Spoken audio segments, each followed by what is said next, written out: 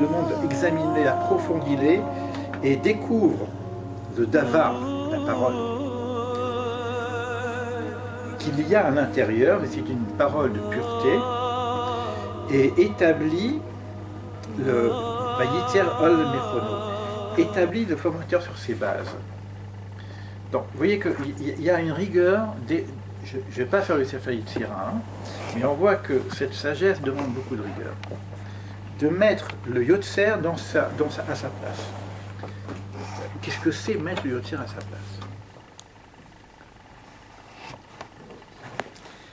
Vous allez voir qu'il y a énormément de confusion lorsque j'étudie la Bible, simplement par rapport au Créateur.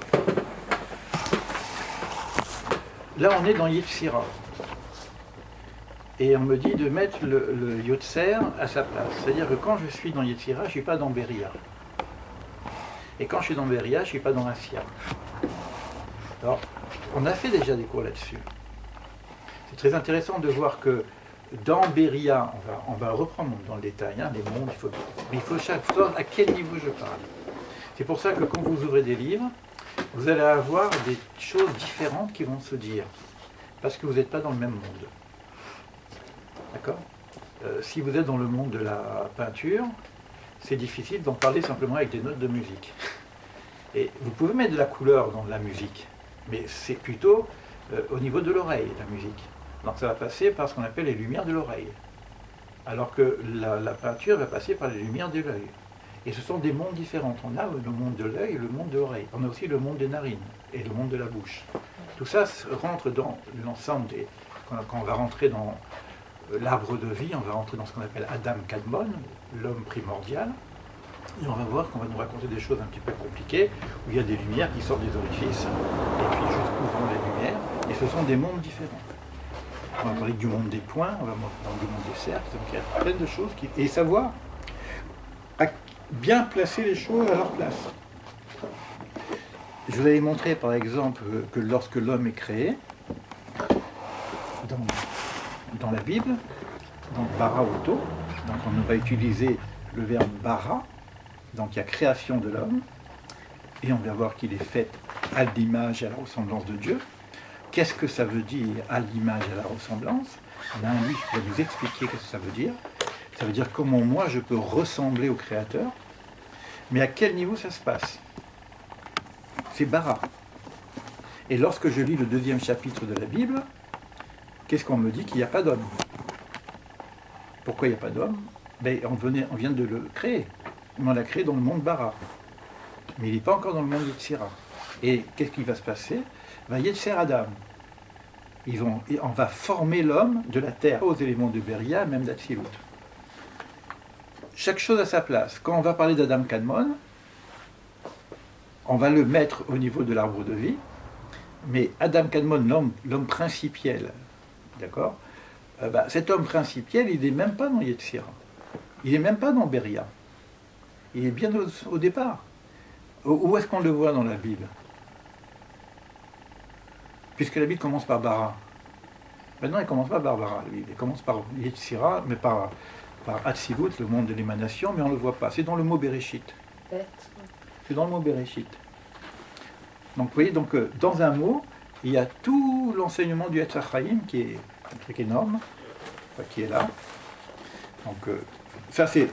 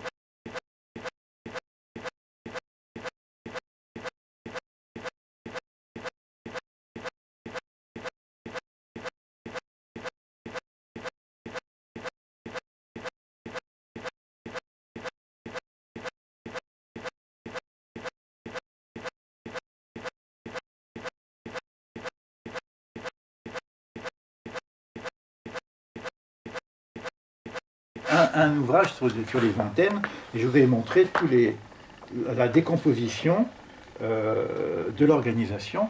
Ça, c'est l'homme. Bah, quel rapport avec nous, je veux dire, mais on n'est pas des cercles, mais on était des cercles au départ. On a un système quand même. Oui, oui, c'est un système, vous voyez, bon, c'est de la biologie pure. C'est vrai. Et là, c'est juste quelques versets de Sefer Yetzira qui ont été repris, mais là, on est en classe supérieure de la médecine de l'âme. D'accord. Donc, simplement pour vous, je joue n'importe où, hein, mais c'est que des plans de l'organisation, et on parle toujours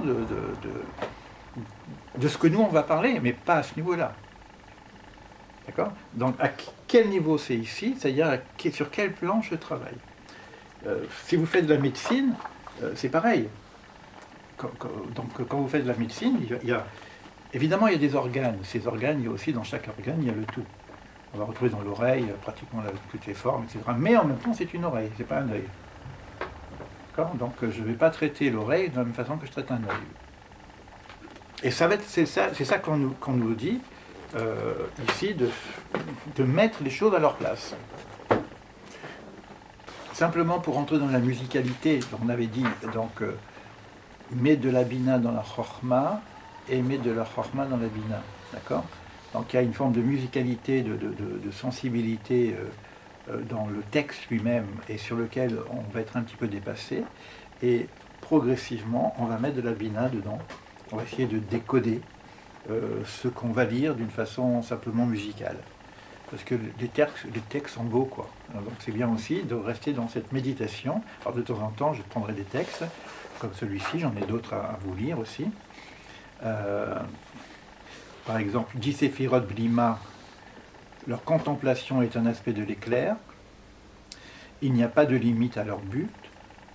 La parole est en elles, pendant qu'elles sortent et reviennent, donc sortir et revenir.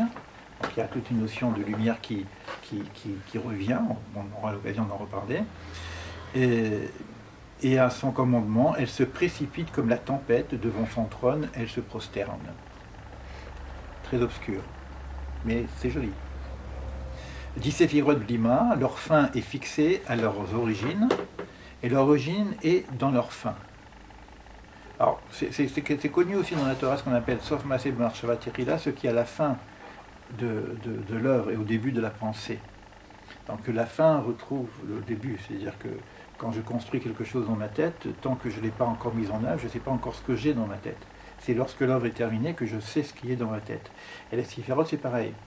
Il va y avoir quelque chose qui va émaner au départ, et on ne sait pas, comme c'est pas totalement fini.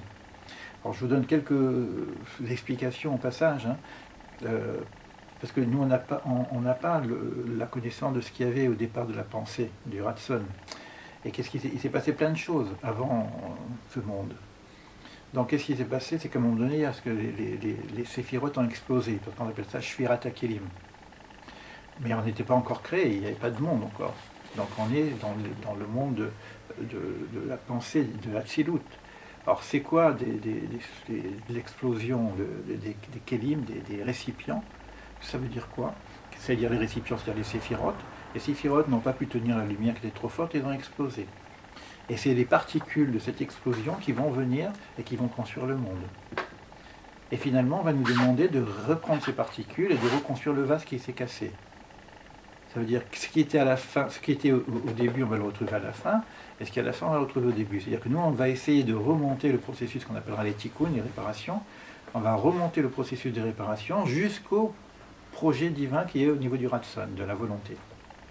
Mais on a des histoires, et après il y a un processus, il n'y a même pas de temps encore. Hein. C'est intéressant, c'est qu'on est dans une métaphore totalement métaphysique, dans la mesure où le temps n'est même pas créé, il n'y a pas d'espace, il n'y a pas de temps.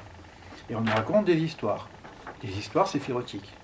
Après, c'est quand vous lisez, il y a aussi un rapport amoureux entre les séphirotes. Vous allez voir qu'elles vont s'embrasser, elles vont se tenir, et après il va y avoir un enfant qui va sortir, il va y avoir l'allaitement, et puis il va y avoir l'enfant qui grandit.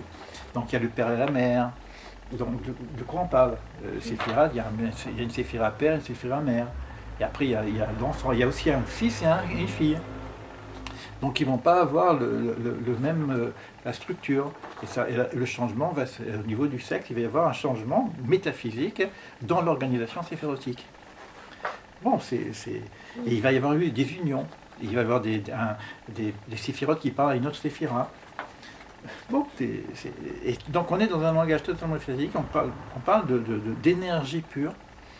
Et ces choses-là sont pour nous à reconstruire quelque part. C'est ce qui veut dire un petit peu ici.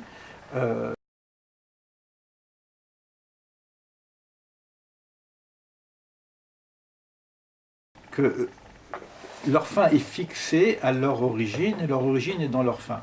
Comme une flamme liée au charbon ardent, car le Seigneur est unique et il n'a pas de second avant un que comptes-tu.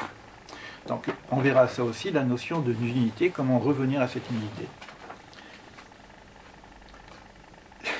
J'aime bien le texte.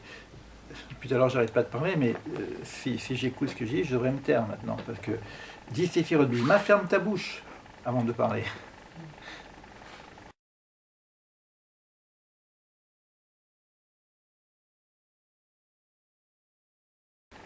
On est dans le blimat, on est toujours faire attention.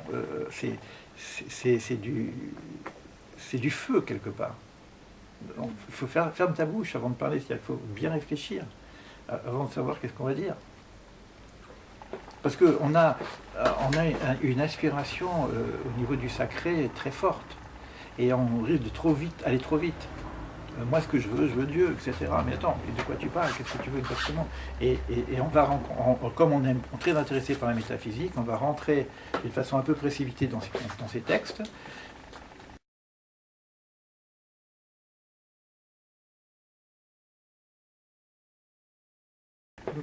Mais tu dis, si ton cœur se hâte, reviens au lieu.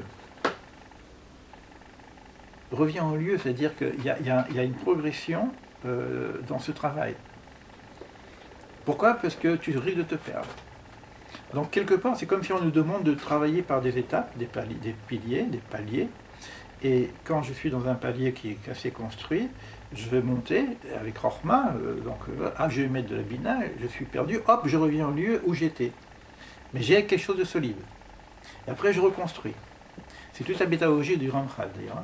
On a déjà parlé comment il répète souvent les mêmes choses pour pouvoir consolider le fondement, pour pouvoir nous monter un peu plus haut.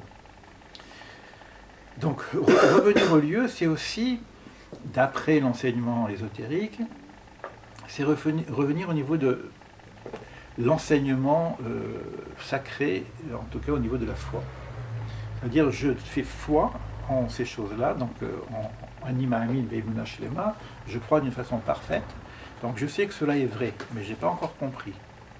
Donc je reviens au niveau de la foi, je reconstruis au niveau de la connaissance, et je reviens au niveau de la foi. Donc il y a tout un ensemble aussi. Le lieu, c'est quoi aussi? Le lieu, c'est un nom divin. D'accord? Donc il y a plusieurs possibilités de lire qu'est-ce que veut dire reviens au lieu, si tu t'es d'égaré. Et il donne un exemple ici, donc très métaphysique, puisqu'il s'agit d'Ézéchiel, les chayot. Donc les chayot, c'est quoi les chayot? La traduction chayot, c'est les animaux. Mais c'est les animaux dessinés par Ézéchiel. Donc c'est quoi? C'est les animaux qu'il voyait dans le char divin. Donc on est dans le monde angélique. Donc il décrit ce monde angélique, et il voit qu'elle sortait, elle revenait. C'est pas quelque chose, c'est pas une ascension droite. D'ailleurs, si vous prenez l'ADN ou l'axe de vie, c'est comme une spirale. Donc c'est-à-dire qu'il y a montée et descendre, montée et descendre, montée et descendre. Toujours redescendre pour reconsolider. Donc savoir n'est plus savoir. Et puis repartir. Et c'est sur ça qu'il y a une alliance. C'est cette parole-là qui est une alliance. C'est-à-dire que ça nous demande un travail méditatif et un travail de connaissance. C'est-à-dire qu'il y a une alliance et il faut qu'on rentre un petit peu dans cet aspect d'un travail, d'une discipline métaphysique pour ne pas simplement être comme des étudiants qui écoutaient un cours et puis ça me dépasse, etc. Donc aussi, c'est pas le contexte ici, hein, il y a aussi une certaine discipline de comportement, de travail à avoir. Et c'est quoi le comportement qui est en rapport avec ça? Ben, j'ai un livre qui s'appelle Le palmier de Déborah, par exemple, qui nous explique, de la même façon que Dieu est